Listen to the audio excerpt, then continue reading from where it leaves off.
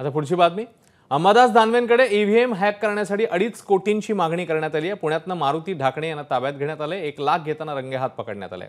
अंबादास दानवेंच्या भावाने सापळा रचत हा सगळा प्रकार उघड केलाय। पुण्यातनं मारुती ढाकणे ताब्यात घेण्यात आलेला आहे। कृष्णा केंडे हा सगळ्या प्रकाराबद्दल अधिक तपशील देतील। कृष्णा, नेमका काय प्रकार घडलेला आणि कशा प्रकारे आता सापळा रचण्यात आला आणि ताब्यात घेण्यात आले संबंधिताला?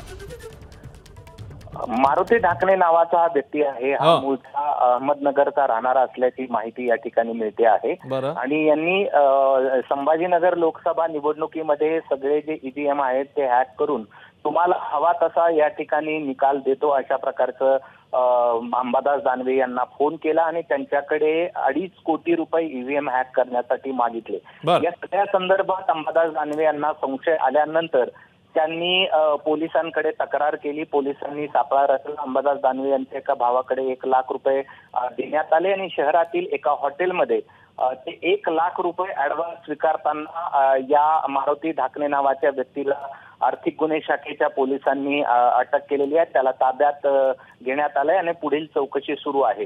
प्राथमिक माहिती मिळते आहे त्यानुसार हा जो ढाकणे आहे तो सैन्यात नोकरी करत असल्याची देखील माहिती आहे आणि घरामध्ये मोठ्या प्रमाणावरती कर्ज वाढल्यानं अशा प्रकारची आपल्याला ही कल्पना आली आणि त्यानुसार आपण हे सगळा प्रयत्न केल्याचं त्यांनी म्हटलं आहे। आणि या सगळ्या संदर्भात त्याच्याकडे काही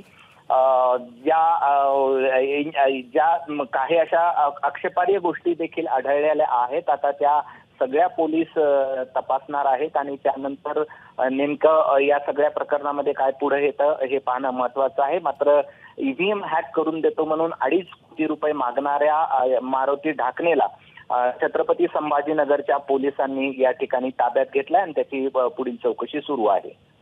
कृष्णा, या संबंधित व्यक्तीची काही राजकीय पार्श्वभूमी वगैरे आहे का? आणखी काही तपशील त्याच्याबद्दल कळलाय?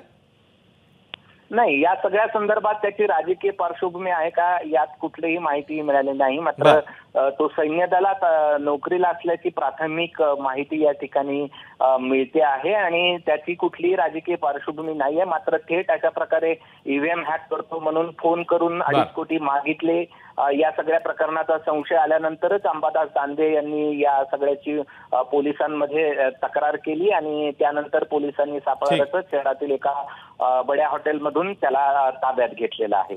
कृष्णा, या सगळ्या संदर्भात अंबादास दानवेंशी तुझं काही बोलणं झालंय? त्यांचे या संदर्भातलं काही म्हणणं कळलेलं आहे का? नाही, अंबादास दानवे यांशी देखील माझं बोलणं झालेलं आहे। त्यांनी या सगळ्या संदर्भात सांगितलंय की मला अशा प्रकारची खंडणी मागितल्याचा फोन आलेला होता। त्यानंतर मी माझा भाऊ याला या सगळ्याला पकडण्यासाठी 1 लाख रुपये देखील दिले। पोलिसांकडे त्यांनी अधिकृत तक्रार या ठिकाणी केलेली आहे आणि त्यानंतर पोलिसांनी सापळा रचून याला ताब्यात घेतलेला आहे। धन्यवाद कृष्णा या सगळ्या माहितीबद्दल।